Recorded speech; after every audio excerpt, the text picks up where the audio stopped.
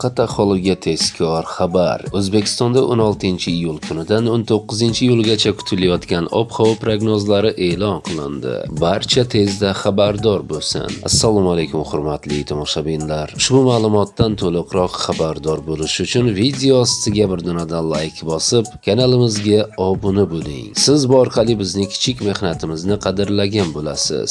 Barchangizga kattakon rahmat.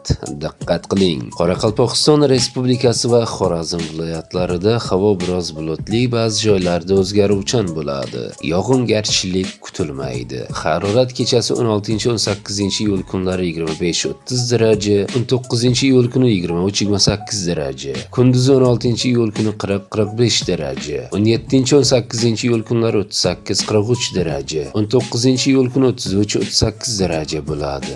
Buxoro va Navoiy viloyatlarida havo biroz bulutli, ba'zi joylarda o'zgaruvchan bo'ladi. Yog'ingarchilik kutilmaydi. Harorat kechasi 25-30 daraja, 16-18-iyul kunlari ba'zi joylarda 32-33 darajagacha, kunduzi 16-18-iyul kunlari 41-46 daraja, 19-iyul kuni 39-44 daraja bo'ladi. Toshkent, Sirdaryo, Jizzax va Samarqand viloyatlarida havo biroz bulutli, ba'zi joylarda o'zgaruvchan bo'ladi. Yog'ingarchilik kutilmaydi. Harorat kechasi 23-28 daraja, kunduzi 38-43 daraja bo'ladi. Qashqadaryo va Surxondaryo viloyatlarida havo biroz bulutli, ba'zi joylarda o'zgaruvchan bo'ladi. Yog'ingarchilik kutilmaydi. Harorat kechasi 25-30 daraja, 18-19-iyul kunlari ba'zi joylarda 32-33 darajagacha, kunduzi 41-46 daraja bo'ladi. Andijon, Namangan va Farg'ona viloyatlarida havo biroz bulutli, ba'zi joylarda o'zgaruvchan bo'ladi.